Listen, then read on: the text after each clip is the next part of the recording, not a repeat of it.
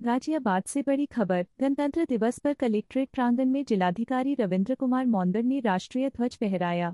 अपने संबोधन में उन्होंने संविधान, सुशासन और नागरिक कर्तव्यों पर दिया संदेश। गणतंत्र दिवस की समस्त देशवासियों को शुभकामनाएं।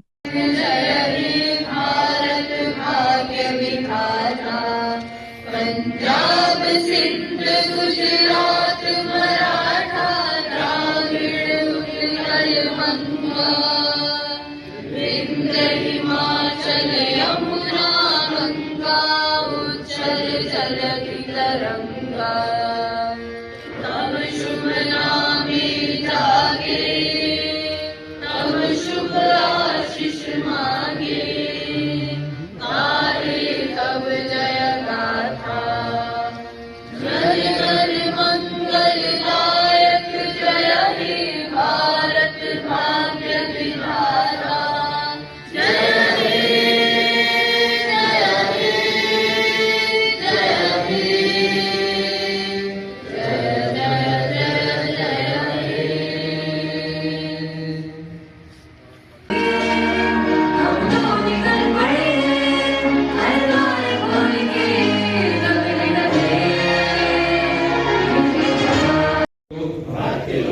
भारत को एक संपूर्ण प्रभुत्व संपन्न समाजवादी मध्यनिरपेक्ष लोकतंत्रात्मक तथा उसके समस्त नागरिकों को सामाजिक आर्थिक और राजनीतिक न्याय विचार अभिव्यक्ति विश्वास धर्म और उपासना की स्वतंत्रता प्रतिष्ठा और अवसर की समता प्राप्त कराने के लिए तथा उन सब में व्यक्ति की गरिमा और राष्ट्र की एकता और अखंडता सुनिश्चित करने वाली बंधुता बढ़ाने के लिए दृढ़ संकल्प होकर एतद द्वारा इस संविधान को अंगीकृत अधिनियमित और आत्मार्पित करते हैं। जय हिंद। देश के जीवन में रहता है और हर वर्ष हम लोग बहुत उत्साह के साथ में सैर करते हैं। दूसरे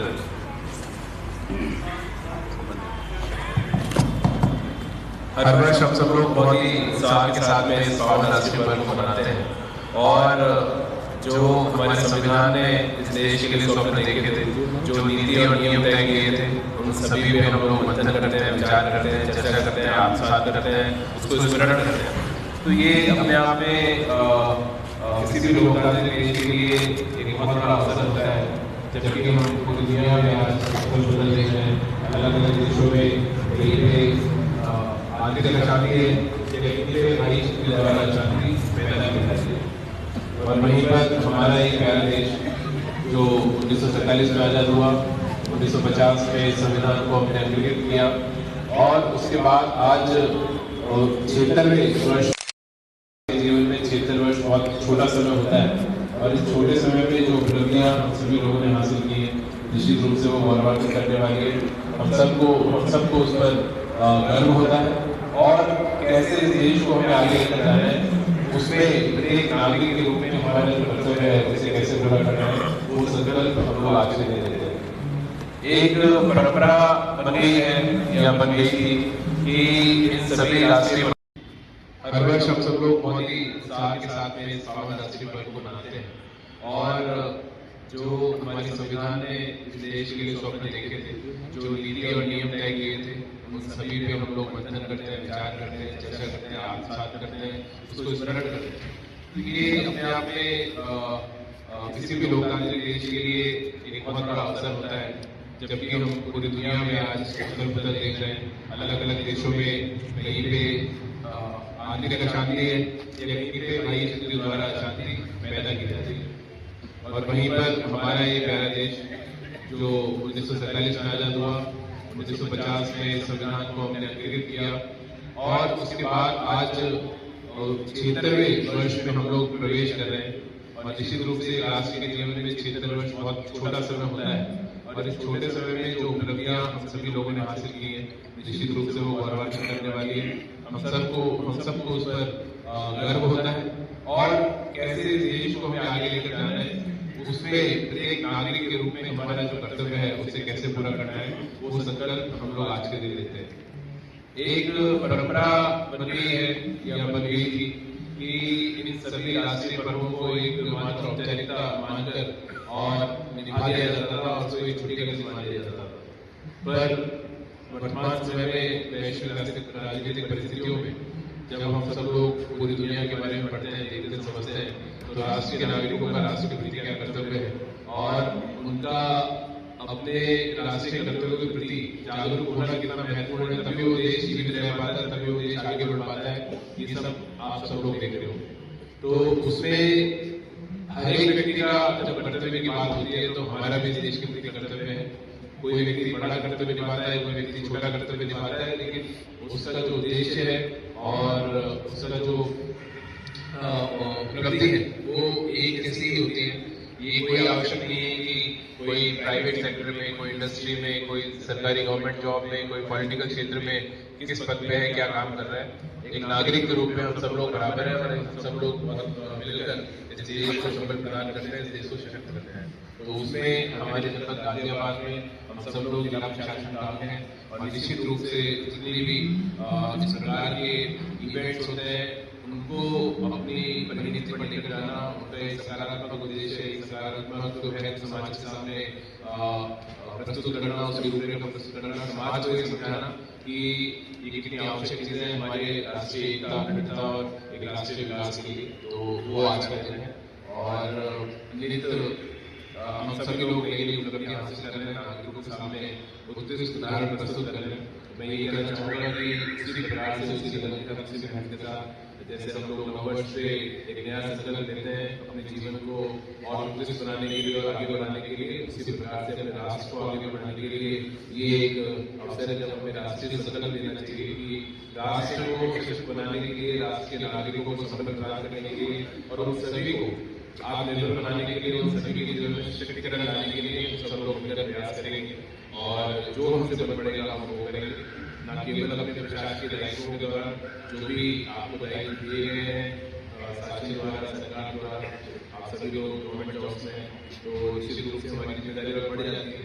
और न केवल अपनी कार्यप्रणाली से बल्कि अपने आचरण से भी हमारी जिम्मेदारी बहुत बढ़ जाती है, क्योंकि लोग हमें देखते हैं किस प्रकार से हम लोग आचरण करते हैं, उसी प्रकार से शासन, सरकार, संविधान और उसकी व्यवस्थाओं के बारे में लोग आकलन करते हैं। तो ये बहुत आवश्यक है कि जो लोग शासकीय पदों पे हैं, जो लोग शासकीय सेवाओं में हैं, उनका आचरण उत्तम होना चाहिए,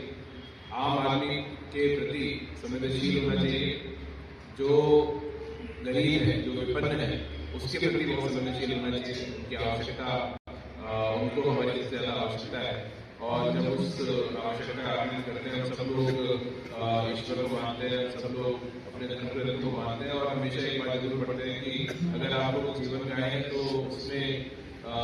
जिस भी व्यक्ति के जीवन में आप उजाला ला सकते हैं, जिस भी व्यक्ति के जीवन में आप सकारात्मक परिवर्तन ला सकते हैं, वो निश्चित रूप से लाना चाहिए। और वो कोई ऐसा नहीं है कि कोई रिटायरमेंट के बाद में या कहीं कोई दूसरे लोग में जाएंगे, दूसरे कहीं जगह पे जाएंगे या आराम से जब हमें समय मिलेगा तब हम चीज करेंगे। उसका मर्म ये है कि जो आप हर दिन काम कर रहे हैं उस काम के साथ वो जो ज्ञान आपने प्राप्त किया है गरीब आदमी की सेवा करने का, उस संकल्प को आप साथ करते हुए हर दिन चलना है। और उस दौरान जो भी ऐसे लोग आपके संपर्क में आते हैं जिनको आप संपर्क प्रदान कर सकते हैं, निश्चित रूप से करिए। मैं खुद भी प्रयास करता हूँ कि इस चीज को अपने प्रशासनिक जीवन में फॉलो करूँ, प्रशासनिक जीवन में आगे बढ़ाऊँ और कई बार कार्य व्यवस्था भूल जाते हैं, फिर अपने आप को याद दिलाते हैं कि नहीं, जो हमारी सेवा का मर्म है वो ही मर्म है कि कोई भी व्यक्ति हमारे पास सेवा हमें करनी है और केवल एक लिमिटेशन नहीं रखनी है कि ठीक है कोई अगर सरकारी योजना किसी व्यक्ति के लिए है तो वहां तक उसको प्रदान कर दिया, पद मना कर दिया। हो सकता है कि एक स्टेप ऊपर जाके हम किसी अगर मान लीजिए कोई योजना नहीं है तो भी हमें लगता है कि किसी फंड से, किसी व्यक्ति से, किसी इंडस्ट्री से, किसी से बोल के किसी व्यक्ति की हम मदद कर सकते हैं, तो हमारे फोन कॉल से, हमारे छोटे से प्रयास से हो सकता है। बहुत सारे लोग सोचते होंगे कि तब हम किसको कॉल करें, हम किसको बताएं, तो उसका तरीका ये होता है कि आप हमें बताइए कि साहब ये ऐसे व्यक्ति है जो जिनको ये आवश्यकता है, तो मुझे लगता है कि इनकी मदद होनी चाहिए, तो हम उसके लिए आगे रहेंगे, हम उसके लिए आगे बढ़ेंगे। तो ये दृढ़ संकल्प हम लोग लेकर जाए राष्ट्रीय कर्तव्य और नागरिक के रूप में भी जहाँ पे भी आप अपने समाज में रहते हैं, अपने परिवार में रहते होंगे, अपने नाते रिश्तेदारों पड़ोसियों से, दोस्तों से बात करते होंगे, तो ये जरूर इसको हास्य का विषय हम बिल्कुल ना बनाएं कि हमें इस प्रकार से अपने देश को आगे ले जाना है। वो एक